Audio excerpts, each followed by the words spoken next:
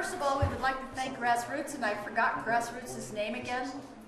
Eric, thank you for being here and for broadcasting our meetings live and for rebroadcasting our meetings. If anybody would like to see our exciting meetings, again, if you're not watching it live, go to www.grassrootstv.org.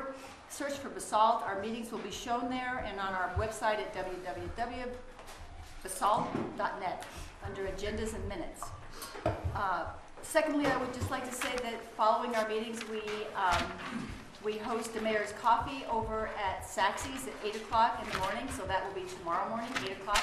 If anybody comes over to actually talk to me, I'll buy you coffee. Is that bootstrap? Huh? Is that a bootstrap? You have to be awake. Great. And we did have the town manager review scheduled for tonight on our agenda, and it has been rescheduled for the April 14th meeting, when the full council should be present. So we're missing some folks tonight, and we didn't really want to do this with that being the case.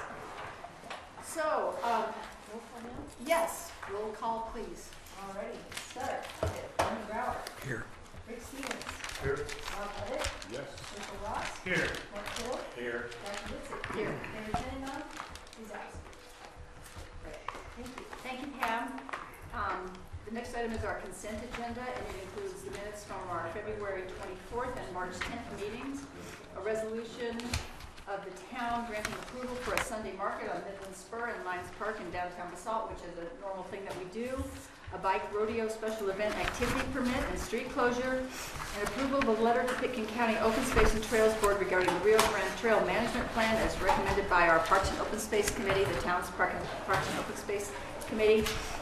If there is anyone that would like to pull something off as a question for discussion. I'd like to amend the minutes of the last meeting. I think it's important that CCY representative Chris Lacroix is actually Chris Touchette. I think both of them would appreciate that change. Yes, thank you. And when I commented on the hotel being 3.5 stories from the street, but 4 stories from the river side of the park, my concern was not that shadows would affect the fishing, but that the height of the building would be out of place when you're below it or in the river.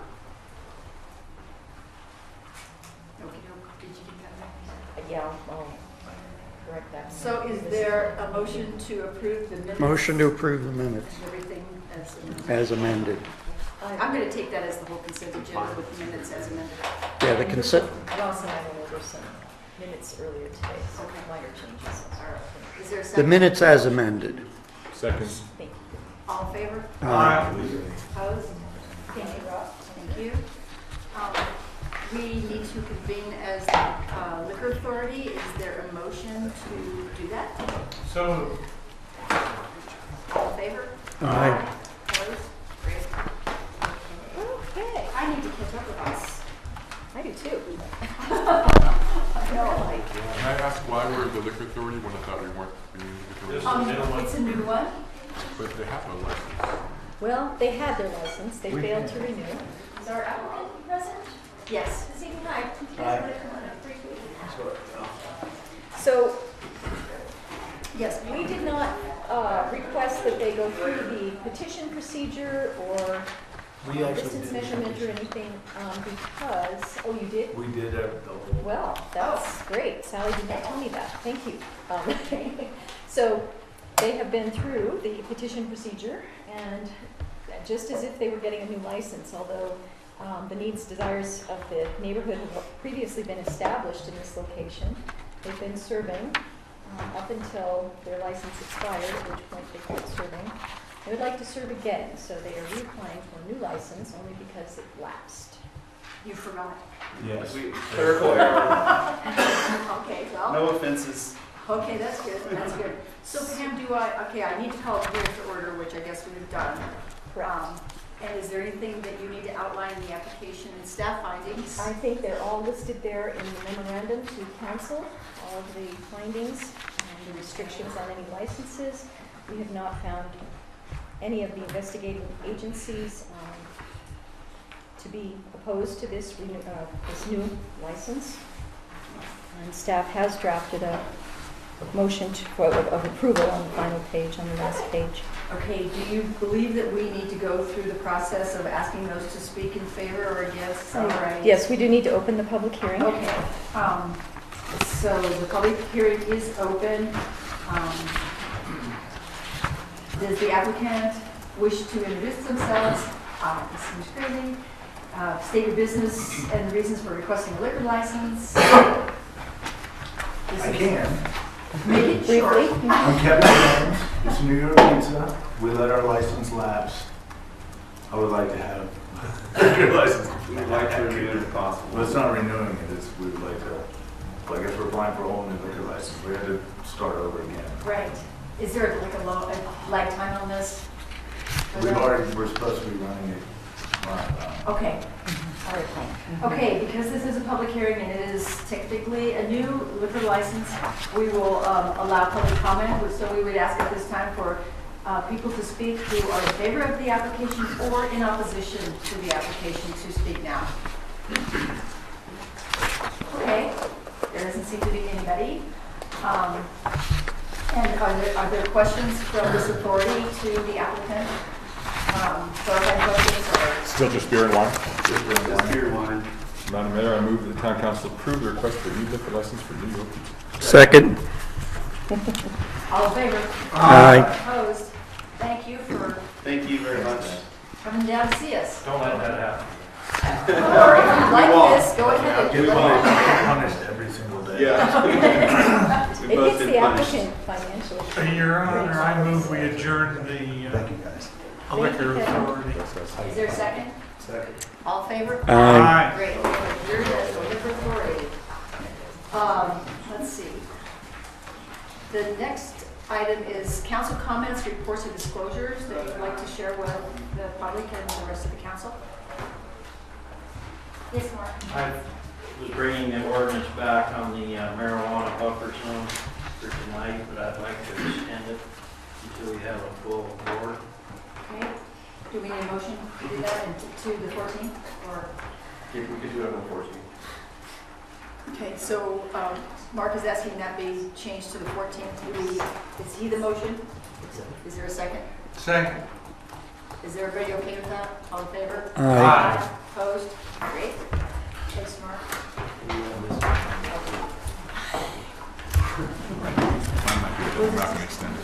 Okay. Our next item is for citizen comments that are not on the agenda and items added to the agenda. So if there's somebody in the audience who would like to make a comment regarding something that is not on the agenda, for instance, it was on the past discussion, so you may do so now. Anybody? Okey-dokey. Second reading of ordinances. Our initial second reading of ordinances includes the public hearing and second reading of ordinance 4, series of 2015, an ordinance of the town approving amendments to Basalt Municipal Code Section 16-31, supplemental requirements for the R4 mixed density residential district of Basalt. Susan. This is the second reading and public hearing. And at the first reading, I think the councilors will remember that we had quite a bit of discussion on the particular unit sizes and attainable versus affordable housing. And the gist of that discussion was to remove the garage from the maximum house size and treat that separately. So that's the major change that was made, and you can see it on page 4 and 5 of the packet in red. We also took these changes to our Basalt Affordable Community Housing Board, and they were accepting the changes that we made. And just as a kind of a further note in terms of maximum floor area that's permitted, the master parcel also has a 45 floor area. To some extent, it also limits the amount of floor area that you can have on an individual parcel, and we put a couple of those examples in your packet. So the result is that a single-family house without a garage is slightly smaller than it was in the packet that you saw before. For a multi-family house, it actually is a slightly larger if they actually have a garage. And we just married the multi-family unit size more closely to the maximum house size in our affordable housing regulations. But again, the Bach, Basalt group was happy with the change here.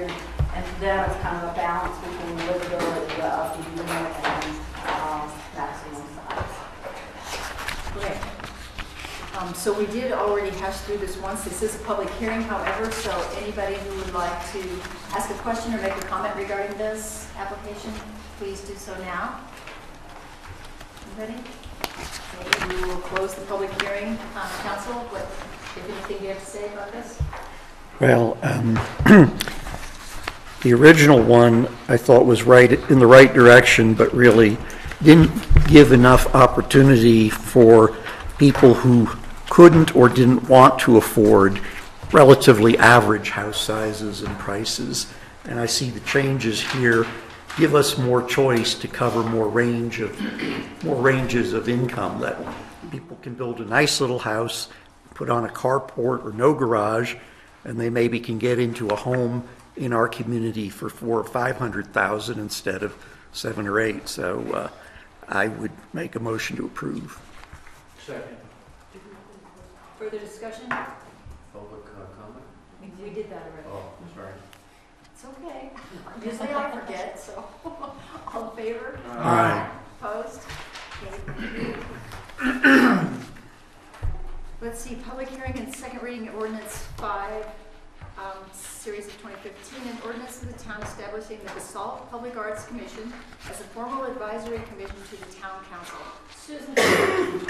Again, this is the second reading and the public hearing on this ordinance. We've had a lot of discussions on how art can help East and West Basalt and vitalize the town. And there's a lot of interest in this ordinance. We had a number of interested parties here at the first reading. Just to say that we're opening up applications. Our intent is to take applications to the 20th, and then on the 28th of April, the council would select the members of that. Do we have applications already? No, because we don't have a formal Oh, vote this yet, so is we're waiting right for now. tonight, and then we'll open it.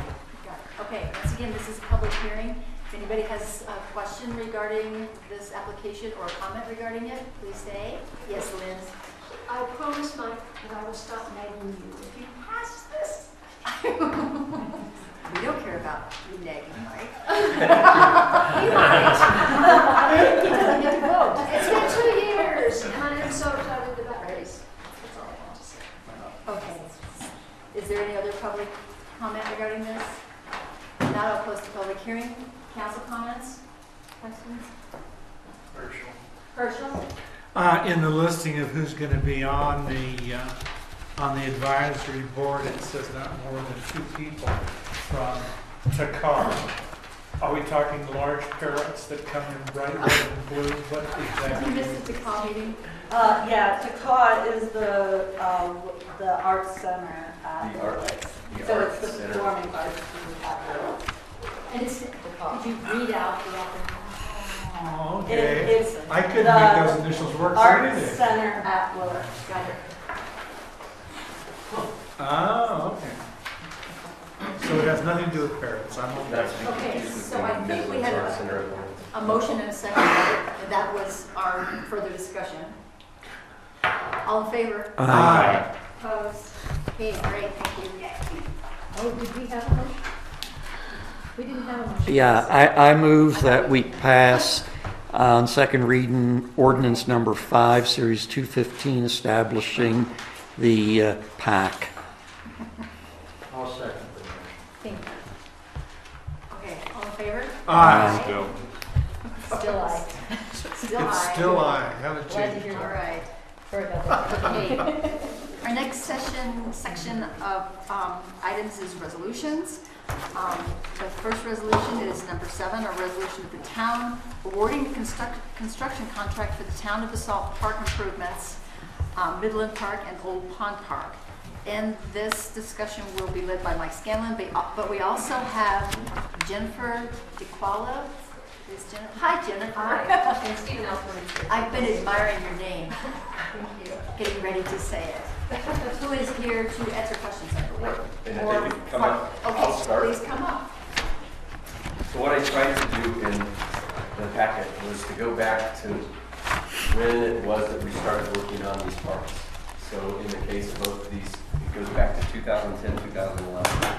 So a good park takes time.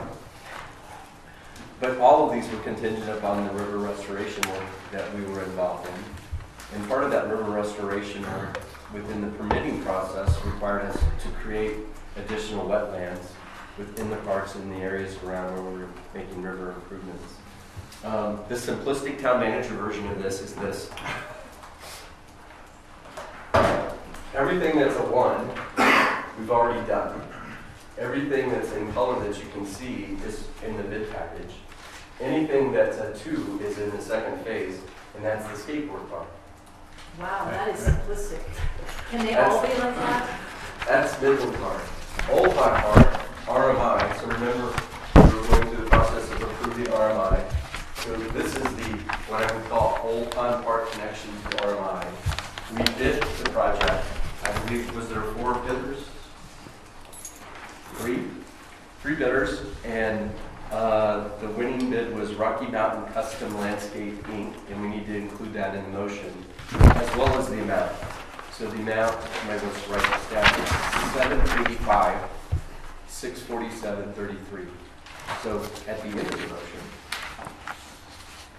approve the contract with Rocky Mountain Custom Landscape Inc. in an amount not to exceed that number. And with that, I turn it over to the professionals. Hi there. Welcome. Nice to meet you. Hi. Who wants to go first? Well, we don't have a specifically prepared presentation except for to say thanks for having us, and it's been really great to work on this project.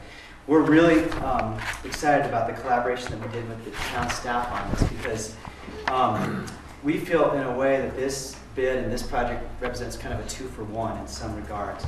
We were working with the previous landscape contractor and general contractor, ACC, who was doing the phase 1 restoration, river restoration, to bid out the Midland portion of this project, and those bids came in plus or minus around $750,000. Working with the town engineer, we felt we could do better with that cost.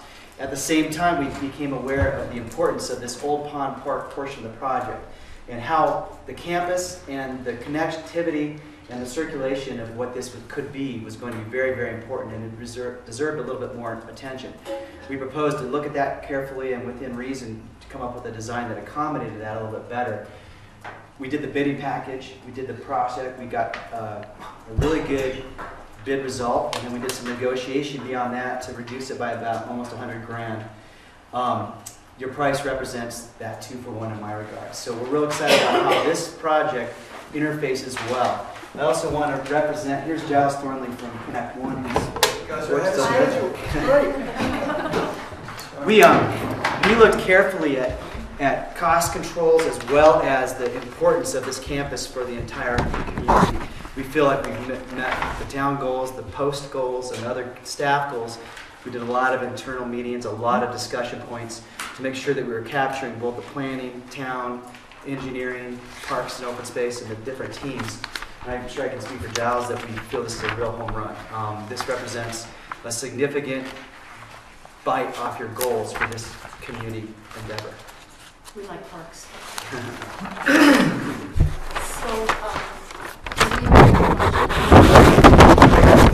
maintenance warranty is on vegetation. That's a good question. That's 1 year. And then that's 1 year after the approval. So it starts once the process is in place and we agree that it meets our specifications. So, Okay, so that's after the vegetation. that's correct. Or while it's sitting on the back of the Well, I wasn't sure. Yeah, it has to be after it's in the ground. You're right. That's a good way to say it. It's a common thing. Exactly. Anybody else?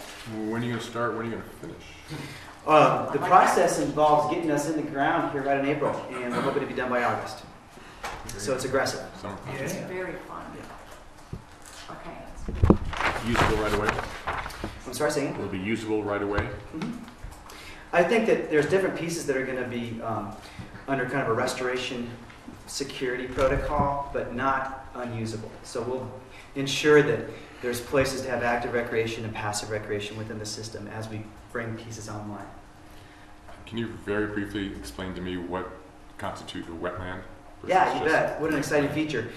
One of the things about this process that we really like a lot is that this wetland in general is, obviously hydrology, vegetation, and soils that come together to form a special community of plants and ecological systems. In our design, we've got a number of those. The first one we have is a compensatory mitigation wetland.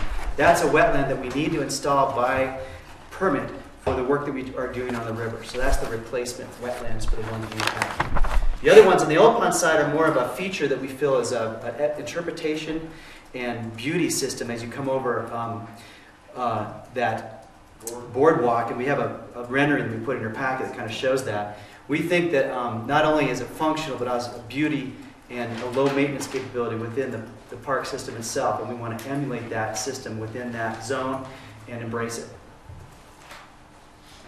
So is our 404 permit currently active? And this will final it out? I think it stays open for at least 3 years. Oh, okay. Build some more.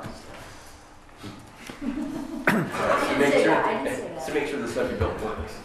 But we are within the parameters of our permit, and we have met all the requirements for that very extensive permitting process. So this is just a piece, but we're on target. Okay, and there'll be a federal inspector that come look at it. Yes. Annually. Further questions? Okay, could we get a motion approving the resolution? I 7? move, Oh, well, that was really fast. sorry, Go ahead. I thought you wanted a motion. Go Do you not want a motion? No, I do. I can withdraw.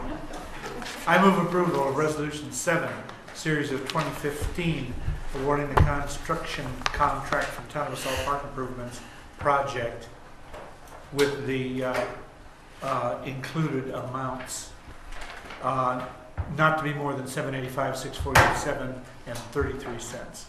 With the name of the contract. With the name of the contract. Rocky Mountain Custom Landscapes. That's them. Okay. Is there a second? Second. Further discussion? All in favor? Aye. Opposed? Great. Thanks. We'll keep you Thank you updated. so much. It looks beautiful. Thank you. I'm excited. Okay. Okay, 8B.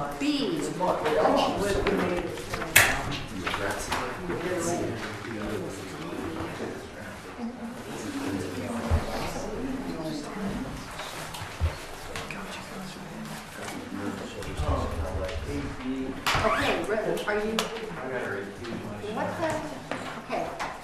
This one is a resolution of the town finding the property known as a portion of the Meyer Ranch property eligible for annexation, and Mr. Kidall is asked to recuse himself. And Susan. Kathleen, could you come on up? This is an eligibility hearing, and Pam, I apologize, but it should say that it's a public hearing. We want to make sure that we actually open and close the public hearing. So this resolution is public hearing? This resolution is a public hearing. We're following state law. So the procedural steps up to this time is that we've received an application for annexation. We did a resolution that a petition met the requirements of state law. That's a resolution of substantial compliance, and that resolution sets a public hearing, and that public hearing has to be within a certain window. That window actually ends tomorrow. That's why this public hearing is kind of time sensitive. What we're doing here is an annexation of 2 acres that's owned by the Guido Ranch property, and there's going to be in the future corresponding de-annexation of property in the town and property land swap. And then we'll also see, this is kind of the necessary step in order for them to actually submit a land use application to us. And the purpose here is really to move the maintenance facility that's at the Gordon Court Club onto this property. And then the property will be, where the existing maintenance will be running by club cabins. I have Kathleen from Scott Russell's office, and Kathleen, if you could introduce yourself, and if you have any additional comments that you'd like to make. Really? Sure. Hold on. Are we having consideration? Yeah, well, I've recused myself from the previous discussions when that was involved, so Yes. I will Yeah. continue that. Okay. Have it. We're not gonna have any more. Is there a quorum? Yeah. Yeah, okay. Yes. Quorum done. Okay, Kathleen Bonatovich, representing, working with the RGE group, representing the Roaring Fork Club in this application. I also believe this hearing is about if we meet the eligibility requirements of annexation, and if we substantially meet those requirements. And I'm happy to go over those requirements if we need to, or answer any questions. we have talked about this before. Yes, Yes. we talked about it both you did a pre-development agreement where you included that you would be considering this annexation. And then you also had the prior resolution responding to the petition. And Kathleen's right, there's certain findings that you're making, and those are all, I don't think Kathleen needs to go with those, but they're listed on page 2 of your resolution. It has to do with the fact that you meet the contiguity standards in the state law, and that it's you're not extending your town boundaries more than 3 miles in 1 year, that kind of standard. That's all listed 1 through L in your resolution.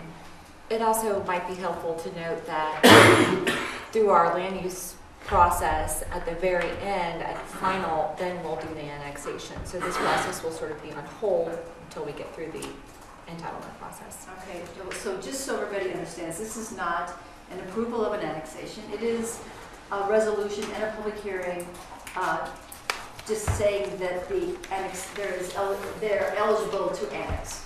We meet the requirements. We meet the for requirements. Annexation. Got it, meet the requirements, got it. And you're correct that you're eligible to be annexed by the town. All right, okay. So we've heard from staff and from the applicant. So we will open the public hearing. Does anybody have questions or comments regarding this eligibility resolution? Okay, hearing none, we'll close the public hearing and ask council if you have questions or comments. Yes, Herschel? I would move approval of the resolution 8, finding that the property known as a portion of the Meyer Ranch LLC is indeed eligible for annexation. Second. Discussion? All in favor? Aye. Opposed? None, thank you. Thank you, Kathleen, for coming in, waiting. That was a hard thing, Kathleen. Yeah, Kathleen, you guys, you made your money on that one. Okay, so should we get the guys back, or is somebody gonna be recusing? I'll go get them. Oh, the rugby field? I don't know. Actually, you might. This is an employee of yours, huh? It is. Yeah? Are you going to recuse or is it No, now? theoretically, I mean, this is not an issue, but she is starting a competitive business, so it's not like it's for me.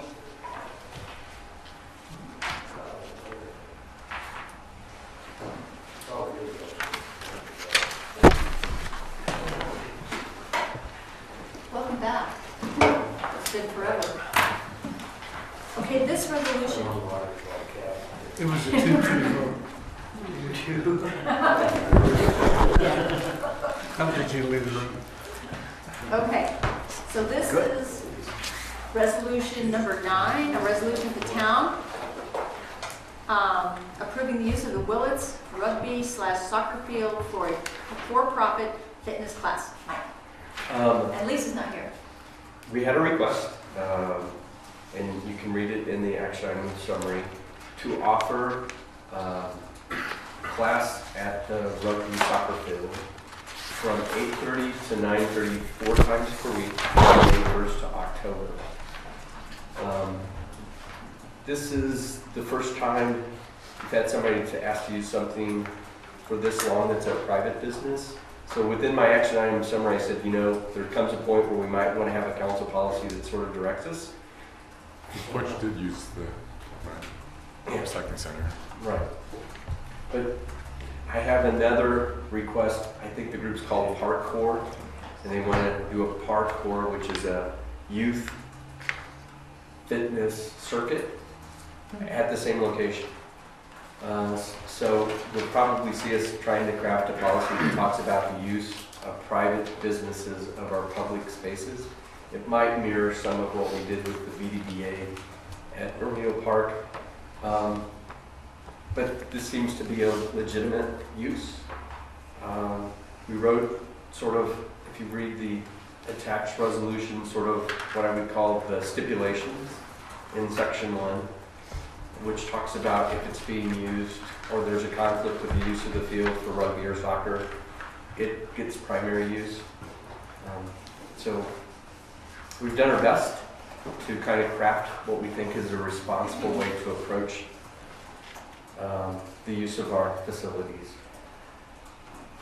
Now, it doesn't really say, or does it, how much space, but I don't imagine it takes up very much space. Yeah, given the size of that field. I mean, I'm just saying that she probably would have never, Use more than the end zone. she would have never been noticed Right.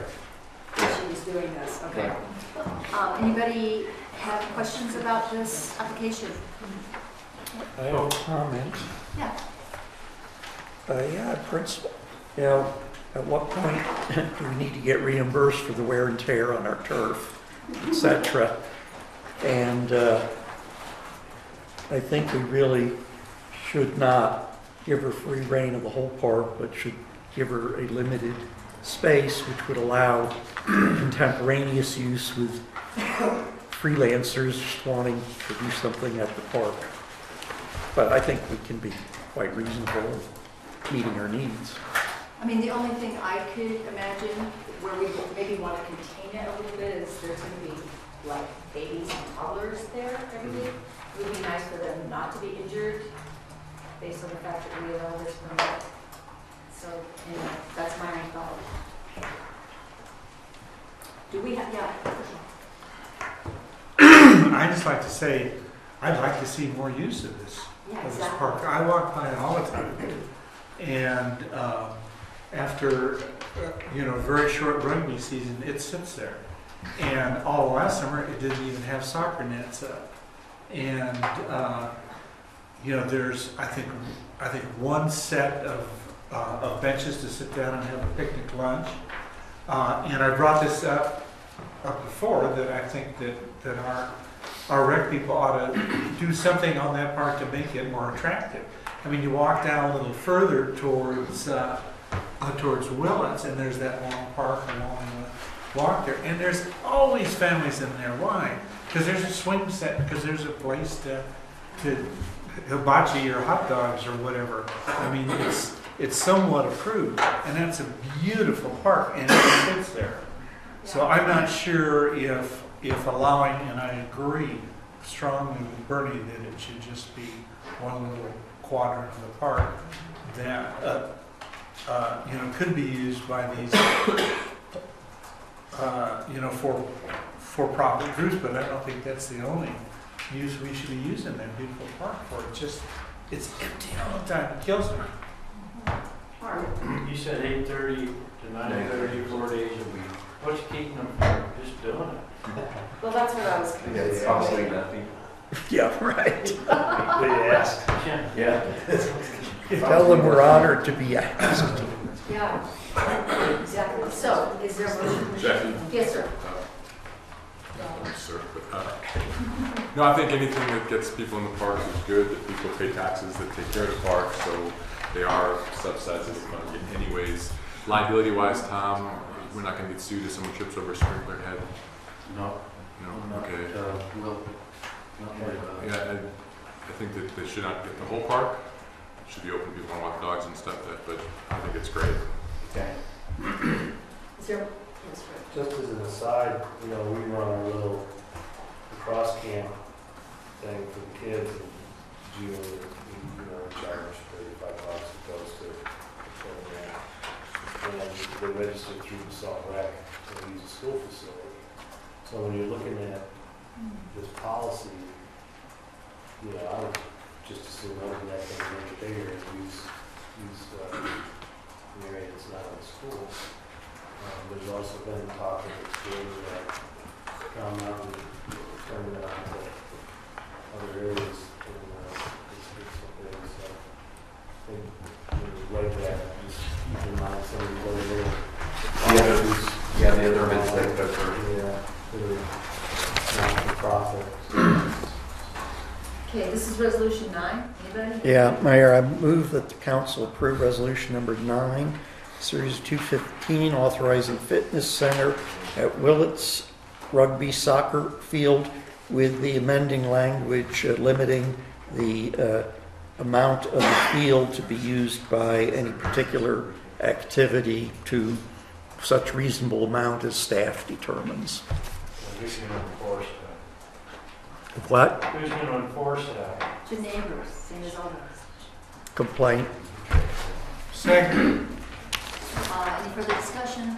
All in favor? Aye. Opposed? Great, thanks, guys. Resolution 10 of the town of Basalt approving an intergovernmental agreement between the town of Basalt, I guess that'd be among, town of Basalt, Pickens County, City of Aspen, Town of Stone Village, and Aspen Valley Hospital to provide financial support of the Colorado Regional Mental Health Center, doing business as Mine Springs Health Detox Center. Great. Hi. Before you tonight is a resolution to approve an intergovernmental agreement between the entities that the mayor just outlined. In 2013, we had a detox facility in Glen Springs that closed its doors. With that, when that occurred, the agencies up valley still had a need for a detoxification center, and so they all came together and set one up in Aspen at the Health and Human Services building. What this IGA before you does is it creates a sustainable funding model for that center, and for Pickens County to enter into contractual agreements with Colorado West Regional Mental Health, doing business as Mine Springs, to run that center and make sure that we have those services and continuum of care for people that are placed into the detox center and then followed afterwards. Is it in this memo about how much everybody else is paying, just because I'm curious? Yeah, it was. It's on the last page of your attachment. It's in Exhibit A. Oh, got it.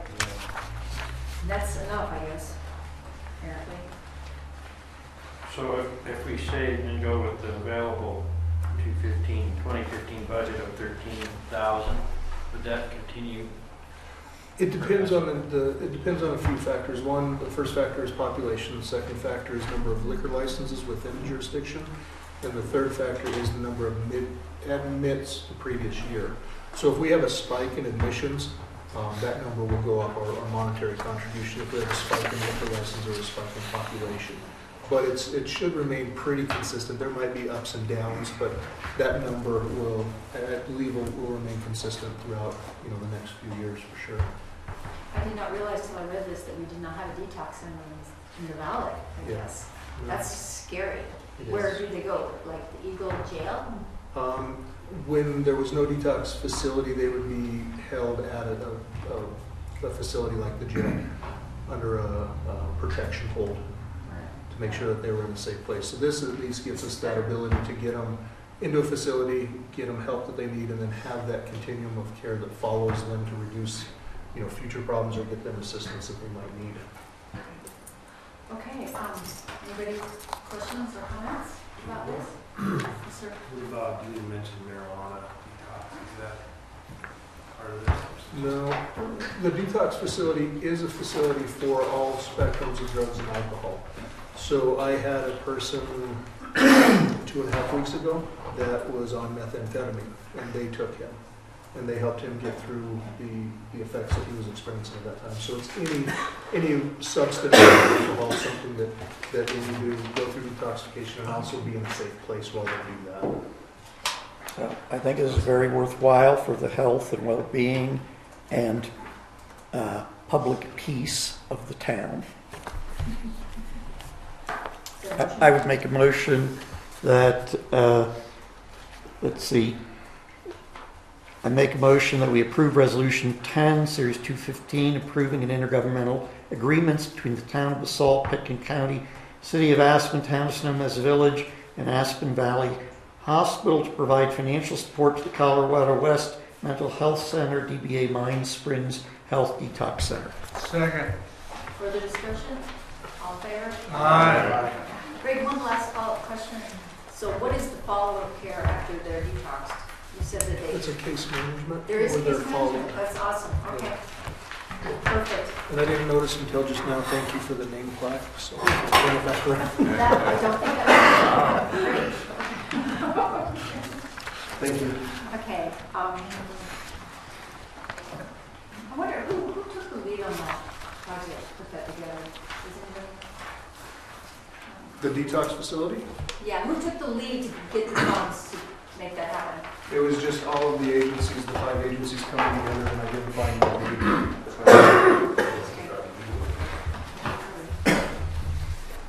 Okay, our next item is an update from Jerry Twilliger on community gardens and resolution number 11, resolution of the town granting approval for a community garden on the Great Shehigh open space parcel that is jointly owned by the town of Basalt and Pickton County for the 2015 growing season. Jerry Twilliger.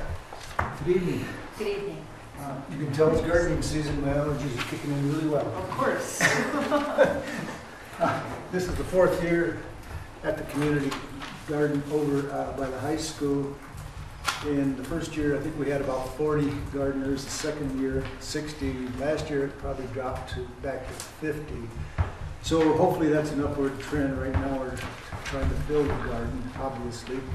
And if you folks would approve some affordable housing or the community continuing care facility, of course, they're kind of not around. That would help a lot. But last year was the year of the pest.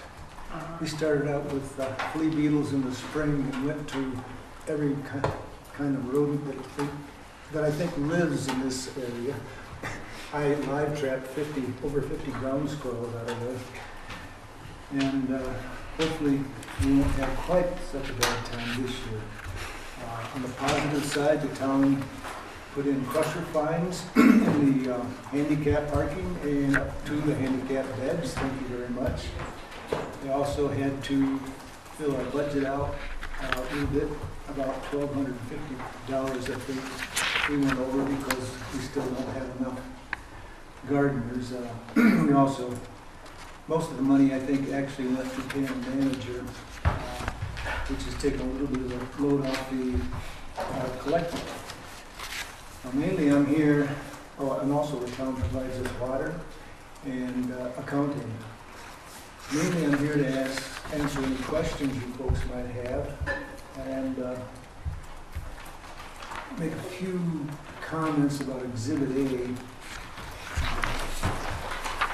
Where item 6, the applicant will be required to provide a portable toilet if deemed necessary. There is a portable toilet at the Rio Grande Trailhead, and even at my age, I can make it in time from the garden. If we do need are required to put in a portable toilet, it'll just be more money that comes out of the town general fund. Let's see. In item 7, it says at the last sentence, if the collective has excess funds, we're encouraged to invest the funds in the community garden. Well, all of our funds go to the community garden, and actually we take some out of the town of Basalt to go to the community garden at this point. Do you have any questions? I was wondering, do you use raw water? No, unfortunately, the water is town water. Do we have any idea how many gallons?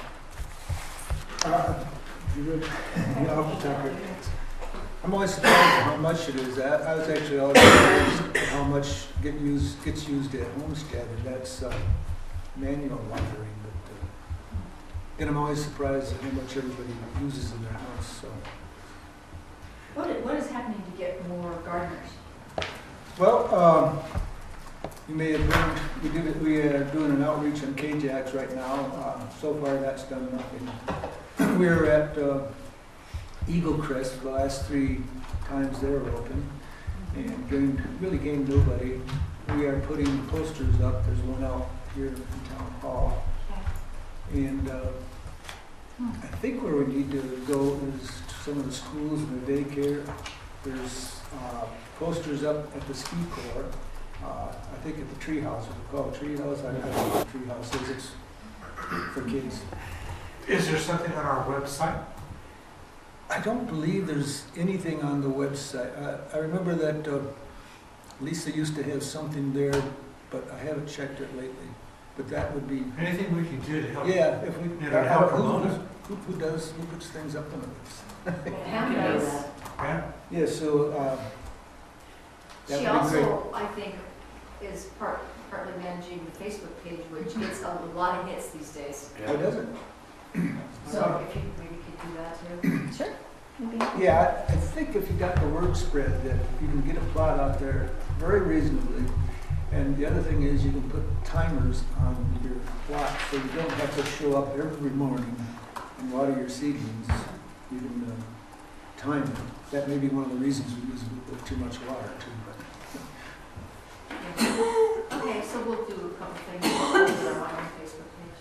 yeah, Because I don't want to like pay more for mine. or have the town pay more. Well, I mean, me personally.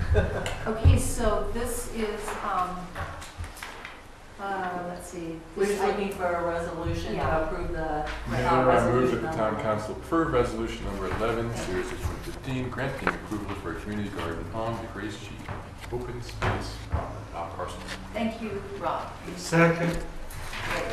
Further discussion? On 2A, we have the 4-hour workday. Last year, I had a few people speak to me about messy gardens, and then they also talked to me about the planting areas in town not getting the right amount of attention. And I've been thinking about this a little bit. I think 4 hours is fine for maintenance of the gardens up there, but I think we need to see if we can get a little bit more out of the people that get the benefit of the plot. You know, we always suffer from a lack of support on farmers market Sunday and any other events we have, or looking for volunteers and, you know, other organizations around here require parents to work in lieu of paying soccer dues, to require parents to work as gatekeepers on the hill, or otherwise, you know, give back in lieu of paying the fee. So I just wonder if anyone else thinks that this is a good pool of people that could help resource some of our opportunities we have around here, and increase it to 8 hours. So 4 hours would be required during the bike race that goes through town, or any of the other events. So if I have the benefit of a garden plot with water, you know, all that stuff, I'd be willing to step up and do a little bit more. Do you have a thought? My guess is that people who go out to the gardens are interested in gardening. Whether they'd be interested in volunteering for another project or not, I have no idea. They are paying for a plot. They also have a deposit there, so that if they don't do, if they do their 4 hours, they get the part of that money back. And we have work days. The thing I guess I would fear is that if we can't get enough gardeners as it is, if we add Another 4 hours of further work. volunteer work, That's just a thought. I mean, you review the policies that we're talking about. I think, you know, it works really well. You know, there's a lot of volunteer parents that support the ski club and soccer club and all those things that we have fees. So, you know, I think when it comes to children, you're much more apt to do things for them. well, I'm just looking at the overall need for volunteers in the community. And people that receive a benefit from the community should be willing to give back a little bit. If it's 4 hours, it's 4 hours. But that's specifically targeted to the garden plot, not to the community. So I'm just asking, maybe someone will figure that out there and say, well, I'll do 8 hours. I'm not saying it has to change, I'm just bringing it up. Well, if you have a specific thing, we have a bulletin board out there, we can always post it, say, frying pan cleanup Saturday or something like Yeah, that. things like that would be awesome for somebody to get involved in, and, you know, But, that'd be natural for us. probably my wife is one of the people who complained about the gardens in town because they look good on the surface, but if you look close and she's a gardener, she looks very close. You see bindweed. Maybe she could lead the group that goes around volunteers to pick them all. That's right. So did we have a motion, Pam, Yeah. second? Okay. Further discussion? All in favor? Aye. Opposed? Thanks, Jerry. Thank you. I know you're work very, very hard at the garden. It's almost a full-time job, it looks like to me. Well, thanks for your support again this year. As an aside. Sure. All right, thank you, Jerry.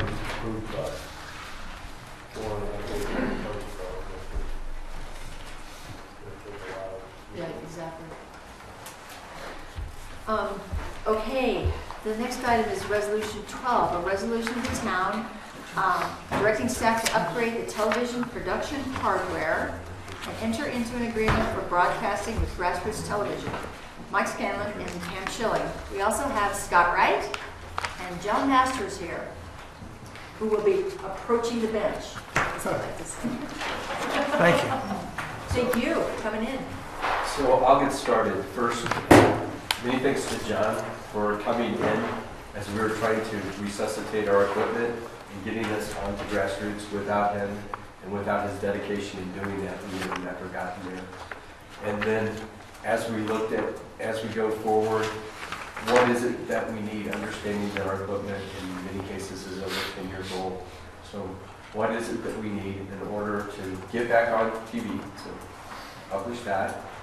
Then what do we need to do in order to upgrade our equipment so that we're not banding it together and that it works in the long term? Understanding that this is a long-term investment. And so while the number is big at the beginning, it's actually a benefit that you receive for a long period of time. We were hoping to get another year. We couldn't get another year out of what we had. And we will go back through our budget, and we talked about it at our department head meeting this morning, and identify how we make up and are going to pay for that capital investment. So that's covered in the action item summary. The one question that I forgot to ask, which is really important as you look at these plans, because almost every plan shows the town hall not being there. Can we move this stuff? Makes you wonder. So that's the question that's most important. And then understanding that there would be a de-installation and reinstallation cost at some point. And you can kind of look at what that budget is and what it would cost. I included everything that Scott had put in the proposal related to equipment, because if you look at our overheads, in order for it to appear on TV, you need to have a better overhead and projector, because people won't be able to see what we're broadcasting or streaming. So it's all inclusive. We asked them to figure out what it is that you think will best serve our needs. So if you look through all the items, there's two items with 5 pieces that make up 3/4 of its total money. So it's cameras, and it's the ability to take the video and sound and broadcast it out. And then we have the Grassroots contract, and instead of 3 people sharing the bill, it's now 4 people. So we should actually ask Aspen, Summits, Village, and Pitkin if they would give us some money, because we just made their bill go down. We always ask them to give us some money. Right. Good, perfect. So, have anything to add to that, or what can you tell us? No, yeah, I don't know if you have any specific questions. It's great to be back in Basalt, Yes, and absolutely. we're moving on several fronts. One is that working with Comcast to get your signal up to our head end in Aspen, so that your meetings and your programming can go on CGTV Channel 11 which is, goes almost to Carbondale and up to Aspen. So everyone gets to see, and I think it's really important that everyone in the Upper Valley can see what all the jurisdictions are doing. It also enables us to, when we have multiple meetings going on at the same time, to broadcast them on either Channel 11 or Channel 12, so everything gets aired. And I don't know if you have any questions about anything that's That's actually a huge upgrade as far as I'm concerned, where the broadcast goes. It will also be broadcast for free on the Pickens County Translator System. So people who don't have cable, you can put up an outdoor antenna, aim it at the crown, and you get free TV, 18 channels, several in HD.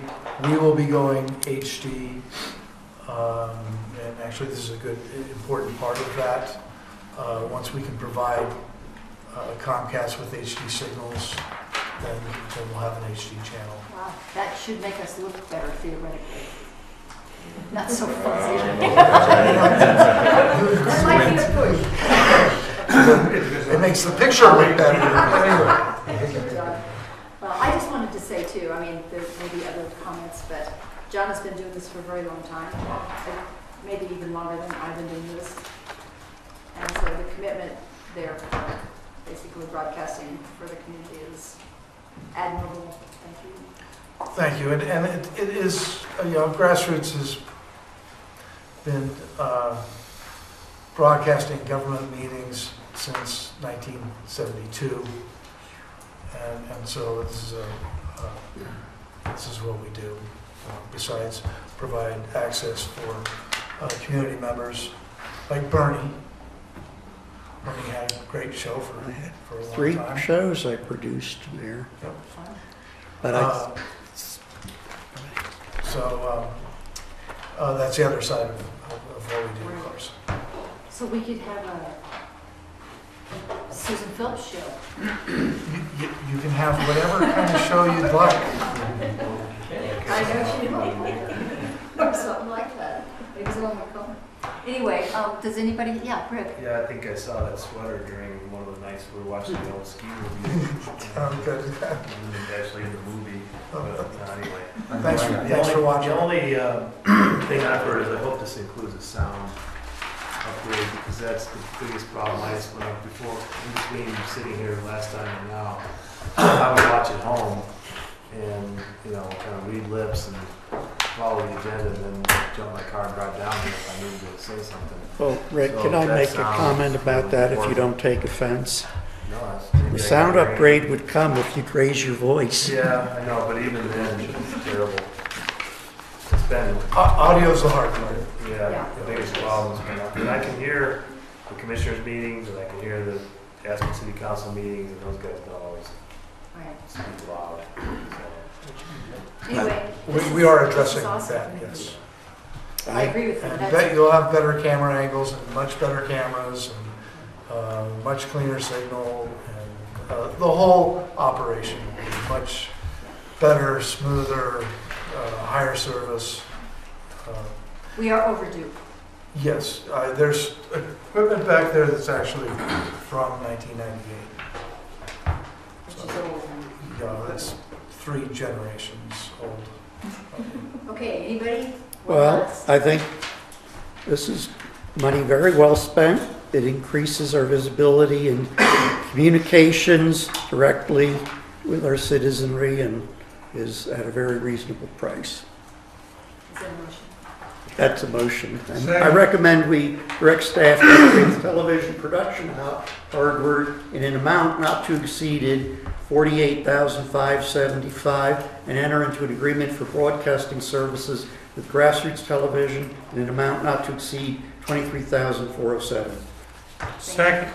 Okay, further discussion? All in favor? Aye. Opposed? Awesome. Great, thank you very much. Come back Looking forward to serving her. Say hi tomorrow. I will. I haven't seen her forever either. She's at the Carbondale Library now. Stop. Thanks, guys. Thanks, John. Thank you, Scott. Thanks, John. Okay. Good luck. Next is a resolution to town directing staff to enter into an agreement for imaging and managing Basalt's public documents with Laserfiche. Mike? Well, I'll start and then I'll let Pam finish because I'm losing my voice. So, coming from the lands of records requests, Kansas, I went out and counted, so my daughter is the assistant in Shawnee, Kansas, and I went out and looked at how many records requests the assistant city manager had to fulfill in 2014, 197. And what makes it possible to do that many is having a Laserfiche system so that you can pull up the ordinances and you can pull up all the resolutions, you can pull up all the public documents, and you can get them out to the constituents. So this system actually had Pam bubbly after she saw it work. I was excited. I've been excited in a long time. And with that, I'll turn it over to Pam. So, yes, and I get requests like I did this morning from Bernie for certain documents, and it's a nightmare to research these things. We are packed over at our archives. Our offices are overflowing. We really need to get a system that is more transparent for the public, easier for us to locate documents. It's more efficient, cost-effective. Would that mean there's not 213 pages in the agenda packet? I can't promise that. However, one of If you need to access one of those pages in 2 years, Pam can get it for you. Yeah. You can go get it. There you go. Yeah, you'll be able to locate it. I don't know if anyone's ever looked at the site. Snowmasks has a site, and it's called Transparency. You go there, and many of their public documents are there. You can just click on them and find them. It's phenomenal. It really does open up the government to the public, and it's good. A lot of trust, I think, comes with that. Okay. Any questions or comments or motions? I move the town council approve resolution 13, series of 2015, directing the staff to enter into an agreement for imaging and managing Basalt's public documents with Laserfiche. Oh, I do. I do. Is that a second, Mark? Yes. For further You can say discussion? it too. Further discussion? All in favor? Aye. In favor of Laserfiche. Opposed? You wanted to say it too. Thank you all very much. Thanks, Pam. This is Thanks, exciting. Mike. Yeah, it seems like we're like moving quickly into the century that we're actually living in. Okay. First readings of ordinances. First one is public hearing and first reading of ordinance 6. An ordinance granting ESA approval and site plan approval in conjunction with State Highway 82 Basalt Avenue Underpass Project. Mike Scanlon, Susan Phillip, Jen DeKwala, and I missed Mike somebody. Fowler Oh, from geez. SGM. Mike Fowler, Fowler, F-O-W-L-E-R. okay, thank you, welcome. And I'm going to go ahead and kick off because Mark doesn't have a voice, and then he can add information when he thinks that maybe we're not emphasizing something that needs to be emphasized. So since we've been working on trying to get the Basalt Avenue underpass for 10 years, this is one of the final steps that we need to take, and what we're doing here is the land use approval. So we're doing an ESA approval, and we're doing a site plan approval for the underpass. We have 2 of our citizen committees that have been involved in the review of the underpass. We've started out with the Parks, Open Space and Trails Committee, and they met with the design team early on and got input from Post about what Post would like to see in the underpass, and those comments were then carried into the design that the project team carried forward. We again met with Post earlier this month to get their official comments. We had a public hearing in front of the P&Z on the 3rd of March, and the P&Z recommended approval of the ordinance And you see the conditions of the post committee and the P&Z embedded in the ordinance that you have in front of you. I won't go over each one of them, just to maybe emphasize two of them. One is that the committee's hope that any cost reduction measures that were taken in the future wouldn't be, we would not be shortchanging kind of that the non-hardscape, you know, the green, what the public sees in terms of the green and the landscaping. We want to make sure that those recommendations are carried forward. They didn't want any of the safety recommendations to be shortchanged, or any of the waterproofing measures that are included in this that could cause, you know, costly repairs in the future. The other recommendation that the P&Z made that really probably can't happen in this particular phase of the project due to cost and some engineering considerations is the P&Z was hoping to get a right turn from the south side neighborhood, exiting in the morning and going up valley, and that wouldn't be so problematic from a safety feature anymore, like a non-stop right turn lane, because you wouldn't have pedestrians crossing at grade. You know, I understand there's some technical engineering things that make that difficult. But we did point out at the P&Z meeting that traffic coming out of Southside in the particularly during the peak hour in the morning, will be aided because we won't have the protected portion of the traffic signal, so that when you don't have that cycle, you can funnel people through the intersection faster. In just a second, I'm going to run through my whole thing, Bernie, and then maybe you can ask questions. We also, the chief is in the back. The project team also had kind of senior staff look at the project and the recommendations of, I think, the police department in terms of visibility inside the underpass, and carried forward to the extent that we could do that. I just wanted to emphasize that we've had a lot of public and citizen support for the underpass over the last years, and we included the petition and the letters from Southside and the schools, and I don't think I really need to go over all of the need for the underpass and the citizen input that we've had. You know, the town council's had this as one of their top priorities for 2015. So with that, I will turn it over to Jen and Mike, and is there anything else you think maybe I should emphasize? Well, I have a question before you turn it over to them. Be sure it's not a question that they Well, would... I just want, if you would repeat, or anybody clarify to me, somebody coming out of the south side in the morning wants to turn right onto 82 going up to Aspen. What are they not going to be able to do with the underpass they could have done right now? Nothing. Nothing.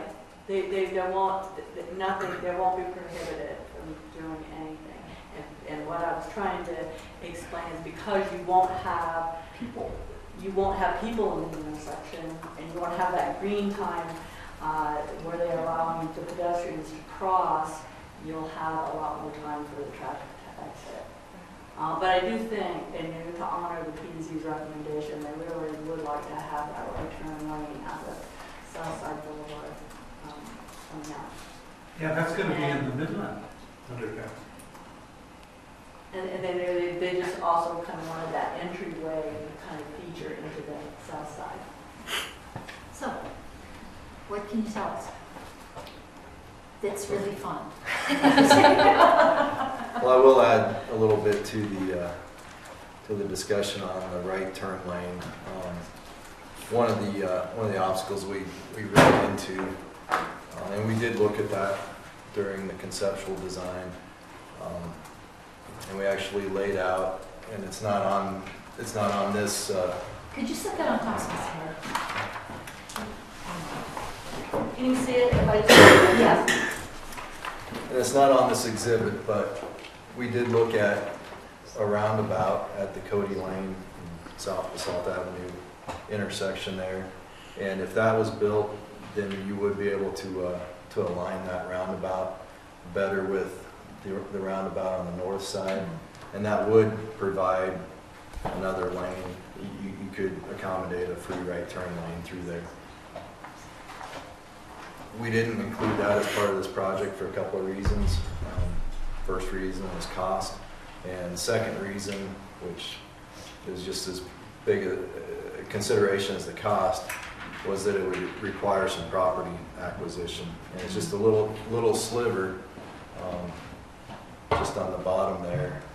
But any property acquisition in this process with CDOT really delays these types of projects. So with the schedule being as aggressive as it has been on the design side, we felt that we didn't want to add another 8 to 12 months to the schedule to get that little sliver of property there. And it's almost equally functional this way without it? Well, as far as lanes go, it's equally as functional. As Susan mentioned, the actual intersection should operate more efficiently because you're not using the 30 seconds or whatever it is for the pedestrian crossing. So without the pedestrians crossing 82, that just gives the cross-street traffic more time for that signal. Okay.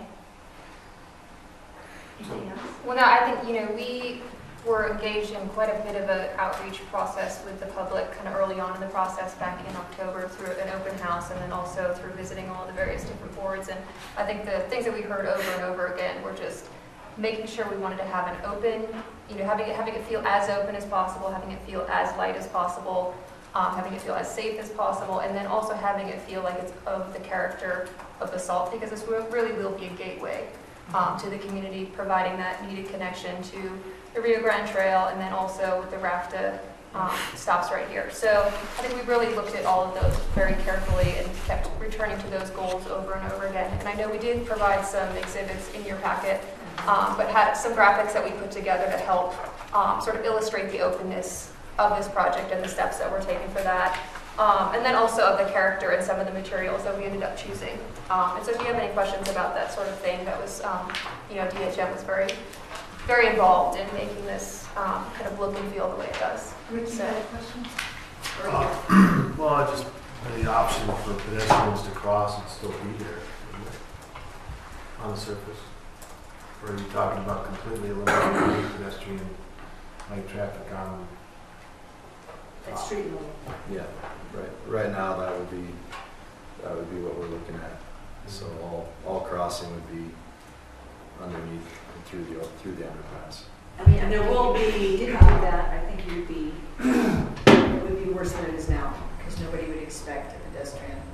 Well, it is located, the difference between the ABC and this is located at a light and the ABC is not. Correct. So it is, and I don't, not about me, I'm just asking the question. I mean, there will definitely be people that will cross there. So whether they have claustrophobia or they just don't want to stop on their bike, they're going to go right through the traffic light. Yeah, that comment was kind of reflected in PZ's motion, and there will be times, emergency times, there'll be a way that you can trip the light that, So you can self-activate. just in case, if there's an emergency with a flooding event or something in the tunnel, the county passes it. Yeah, go. Can you explain how it's bike friendly? As we're supposed to pick up the Rio Grande Trail, and I know there's a handicap ramp. Yeah, so it's all, we've made it completely accessible from a handicap standpoint, and also the trail width is 12 feet going down into the underpass. It widens to 16 feet through the underpass itself and then stays at the 12 feet. We do have some secondary trails that go, up to the RAFTA stop from that main trail, but those are, 8 feet Can you show me where the entrance would be if you're on a bicycle and how wide it would be? Sure. So you're coming from the Rio Grande Trail. Yeah. You'd end up coming down, and then this right here is your path that leads under and then comes out. And this may actually be an older version that doesn't have the full. I thought it came from the path. valley side. and turn. No? That's good. No, it's pretty much a straight shot. Okay, that's more inviting. And what percent did you say? Somebody said, what percent is it? It's 6%? It's 8%. 8%. And it has landings, I believe, every 200 feet, I believe, to meet ADA Okay. rules. More questions or comments? And just to, this is a public hearing, and so we'll be, we'll be taking public comment, and then we'll have, in the end, what we're asking you to do is approve it on first reading, continue on second reading, public hearing. And are we going to have another public hearing at second? Yes. Is that the normal? Yes, for Lynn, so. Got it, okay. So. And Bernie had a question. Okay, Bernie, go ahead. Since we're not buying the land now for that second additional turn lane, if we find that gets very crowded, is there anything we're missing out on by not doing something now that we might at some future date want to activate that second turn lane? I think that phase, if you decided to go with that, say a roundabout there at that intersection, I think you'd be better off doing that as a local project. What you're getting here is you're getting a lot of funding from CDOT and through CDOT, and with that funding there are a lot of strings attached to it. So to add this on as a separate project, I think you'd be better off doing that just through local funds. Well, then that's fine. All right, we might want to go ahead and open the public hearing so that we get some input before we have the rest of our conversation and vote. So it is a public hearing is now open. Are there members of the public, John, that would like to make a comment or have a question? Yeah, I'd just like to question on Basalt Avenue on the south side, is that choking it down narrower than it is, the 2 lanes? You have the straight across and you have the left turn go down valley. Is this making it narrower? The picture seems to say that to me. In the vehicle I lanes? think that's showing temporary, isn't it, while you're building the underpass? Or is that the real deal? Come on up, John, so you can see. It says something about temporary lanes. So, I'm just saying, like right here, is this, if you take this picture from here, this Basalt Avenue, this seems a lot narrower. Are we eliminating any lanes or? No, what you're seeing here is this shaded area. I can step back. But everything that's shaded is either a temporary widening. So for example, on 82, we have to add shoulders here on 82 so we can shift traffic over and build half of the tunnel and then shift over to the other side to build the other half. So this area would be temporary. Now this area on Basalt Avenue, actually, this will be permanent. So this will be the new roadway width here. Okay, so I got it, that makes sense, roadway okay. width is about the same. Okay, so we'll be about the same. Yeah. We're not gonna shrink it any more than it is. We're not shrinking it, we're just shifting it over. The other thing I'd like the town to think about is this entrance in here into the park and ride. If we could make that an exit only and come mostly in this way, because in the morning, this thing can really stack up back out onto Basalt Avenue. You get 1 or 2 cars questioning the turn, it really stacks up in a hurry. If that could be exit out and then come in this way, I That think seems that like would an help. easy answer. Is that us or is that Rafton? It's probably Rafton. It's wrapped in Eagle County, but we can see if we can follow up and see what it would take to do that. Yeah, we are I moving, mean, I said Eagle, I meant Pickett, sorry. we are moving the driveway for that parking lot over, so it actually aligns with the parking lot on the south side. Okay. With Cody Lane. But that is something that we can talk to Raft about. CDOT actually owns that property and Raft leases it from CDOT. So we can talk to them. And I'm sure the other thing I'd like to see is if we could, as a town, acquire that little triangle piece of property from CDOT. I follow the blind line where they really need to keep it for. I don't see any purpose they have with it. Well, it's my understanding It's that ours. this is town of Basalt property. Is that, oh, I thought this section here was still part of CDOT. No, they gave it to us. Oh, We they did, so They we did did have get it, yeah. Okay. Yeah, so these two lines right here, the dashed dot lines, this is CDOT right away for 82. This parcel where the parking lot is CDOT, but everything else is town of Basalt. All right, well, that's, thank you for Thanks, clarifying. John. Good Okay. idea on the traffic parking lot. Good idea. Yeah, thanks. Lunch. And we will be having a meeting with CDOT and RAFTA in Pitkin County. Just 1 second, okay? The public hearing's still open. Okay. Yes, Jared. I just had one comment, which is, I think one of the most important things is the lighting. Because I won't go into the one in Emma, even during daylight, because it's dark, it's really dark. It's super dark. And with all the functions that happen at the school, I mean, it has to be bright at night. That's my comment. Thanks, Sharon. Anybody else in the public have a comment or question? Okay, we will close the public hearing I and, actually think that the woman who's walking in is from the south side. hi, Jill. Hi. Do you have a comment about the underpass? Okay. You don't have to.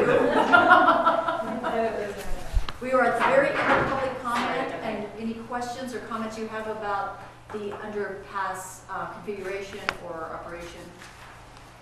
Well, just to note that I'm not in favor of it personally. I'm not so sure how much it's going to get used. There's more crime, and I see that as a facility to maybe create more crime in the area. I do hope it's well lit. I heard Sharon say that.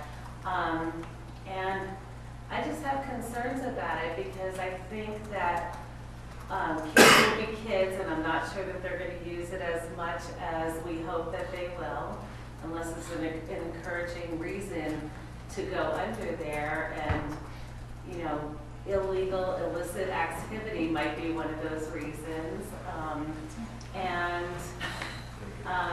I just think that I think that something needs to happen, and I know it's kind of an afterthought, but, you know, I think there's people over there in the businesses, and we've talked about it among ourselves, that would have liked to have maybe had more thoughts on some kind of a bridge, something like that, just because, you know, we just had an act of crime against our business within the past month, and it was a violent crime, and it's not a well-lit neighborhood, and I think that, you know, we just have to be really, really careful about what we want to do underground and what kind of people it might, you know, might end up kind of hanging out there too.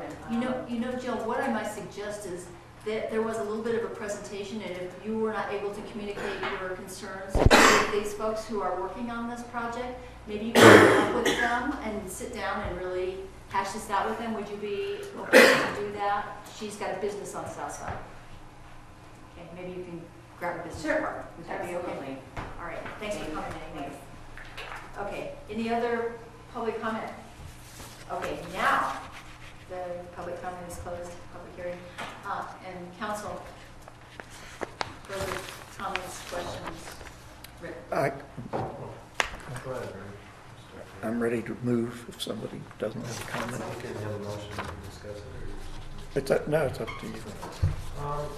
I did get lambasted by a citizen for about 30 minutes on a project that wasn't necessarily positive, and, you know, my goal has always been to connect the middle of them to the other side, so I'm fine with this. It's been proven through the public process that people like it.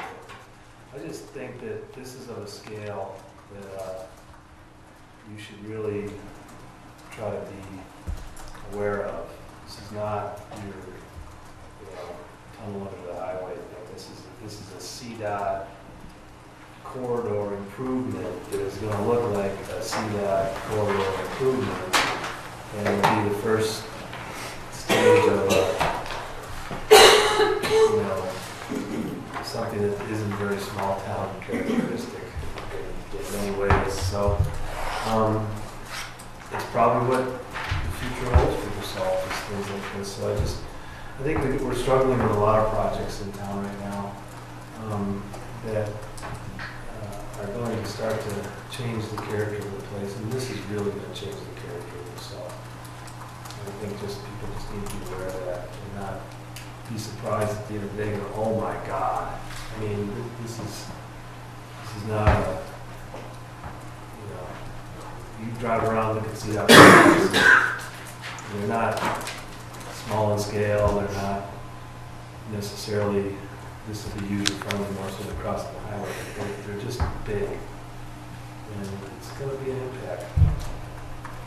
It's going to take a while to get down to it. Well, I'm not making a motion, I'll just make a comment that I agree with what Rick said, but I would point out we are talking about a major highway, the main economic and tourist artery between our town and Aspen, and for every tourist, and this will have a positive impact on the flow of the rapid transit of buses, on the flow and safety of pedestrians and bicyclists, and it's large, and you're looking at accommodating safely something under a highway that is 32,000 vehicles a day coming over, and I feel that the very large-scale bonuses to efficiency, economy, safety way outweigh the reasonable considerations that people are bringing up. Anybody else? Did you have a motion as well? Sure. I move that the Town Council approve ordinance number 6, series of 215, granting ESA approval to the site plan approval in connection with the SH82 Basalt Avenue Underpass project on first reading, and continue in setting the public hearing and second reading for April 28th, 2015. Second. Further discussion? All in favor? Aye. Opposed? Susan. Okay, we're getting towards by end. This is first reading of ordinance. Okay. Thank you, guys. Thank you, everyone. Thank you. Good information, good work. First reading of ordinance 7, an ordinance of the town approving an appropriation of funds to be used toward the purchase of a conservation easement and public trail easement on the Emma Farm property. Susan. Okay, this, again, this is the first reading, hi Dale. Hello. Of the ordinance addressing the town's appropriation of $50,000 towards the purchase of a trail easement and a conservation easement on Emma Farms properties. Dale Will from Pickens County Open Space and Trails here to give us a little bit of background. You had talked about this previously. We did take this purchase to our Parks, Open Space and Trails Committee, who unanimously recommended approval. And we included in your packet some of the letters of support for the purchase, including the Roy Court Conservancy, ACES, the ADLT, the Valley Trails, and the Roaring Fork Valley Police Council. This is a $2 million acquisition that's being paid for primarily by Eagle County. 75% of the funds are coming from Eagle County, and the town's portion is proportionally very small, but is looked on as being very important in the GoCo grant that they're seeking. So with that, Dale, I'll turn it over to you. Well, thanks, Susan, and it covers a lot of it. Maybe I'll stand up and just, do you have a laser? No. Okay. Well, just point out a few things. The property lies approximately a half a mile from the town's boundary here, this way across Hooksburg Bridge, and in my mind completes a an effort that we've been making over several years to protect this swath of agricultural land. I call it the Fertile Crescent, because you can kind of see on your aerial photo there, there's a kind of a curved shape to the base of the crown right through here, and there's this beautiful swath of irrigated agricultural land there. It's some of the most fertile farmland in the entire Roaring Fork Valley, and it's been in production for over 100 years with lots of different things, mainly potatoes and hay. But we collectively have purchased what's now known as the Glacier Open Space, which is about 280 acres that lies immediately north of the property. That is a $10.9 million investment that included a partnership with Basalt, Pitkin, Eagle, and GOCO, as well as the Mid-Valley Trails Committee. The Pitkin County line runs right across here. And in the case of Glacier, we had to come to the table and offer to essentially split the county cost with Eagle minus what we were able to raise from you all and from GOCO.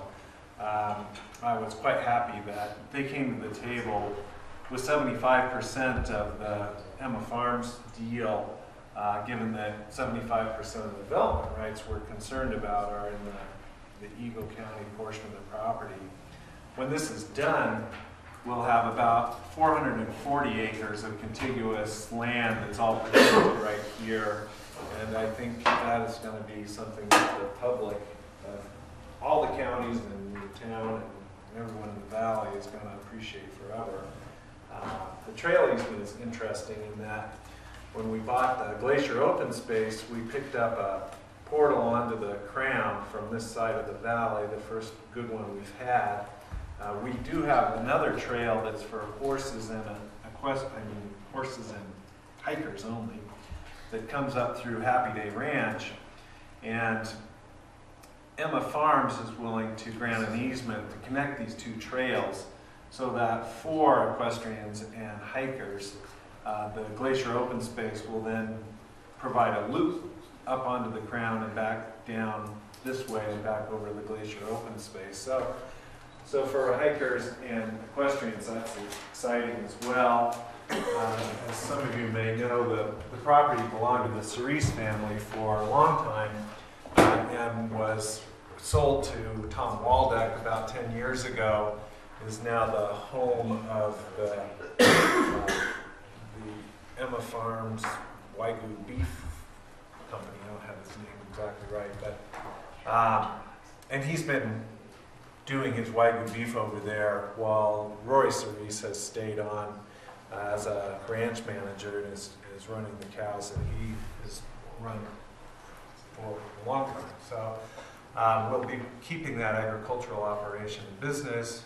The public will be able to get up close to it on this trail. Will they have to fence that trail then? You know, we're going to try it without a fence. The contract we have with Emma Farms provides that if they ask us to fence it due to problems, that we will. But our trail going public is fairly polite, and I think once people realize that they're entering into a ranch essentially, there's no dogs allowed on this trail. I think that it's going to work pretty well. We kind of hate to string a fence across there because that gully that Nancy's path comes down is also a wildlife corridor. And if you're over there at the right time, you'll see a lot of elk that like to go up and down and come out into that pasture there. So if we can avoid a new fence, we're going to, but it's going to require that all of us behave ourselves.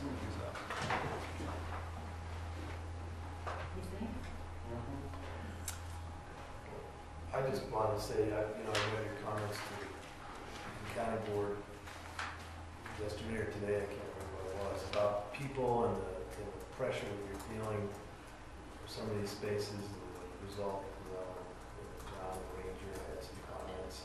There's no proof fairy.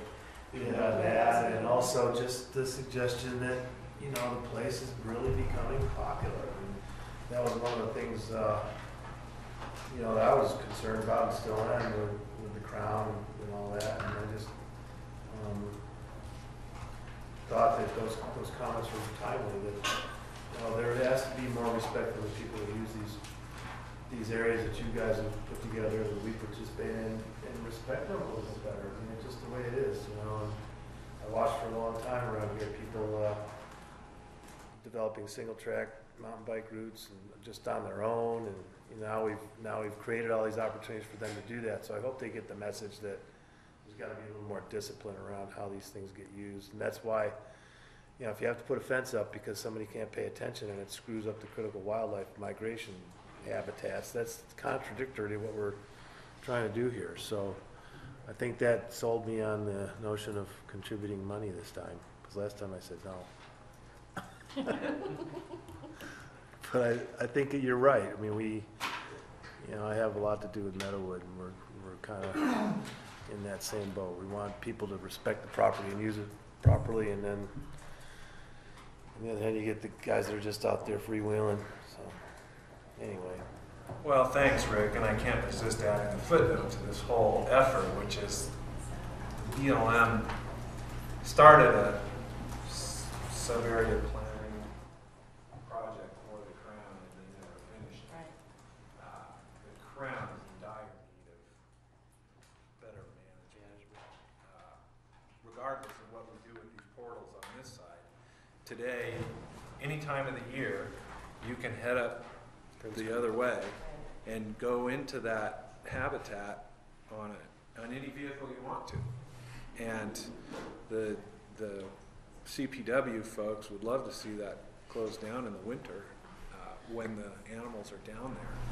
And I frankly hope that we get to the point with the BLM that we can start to manage the whole 9,000 acres of the Crown a little more carefully than we are now.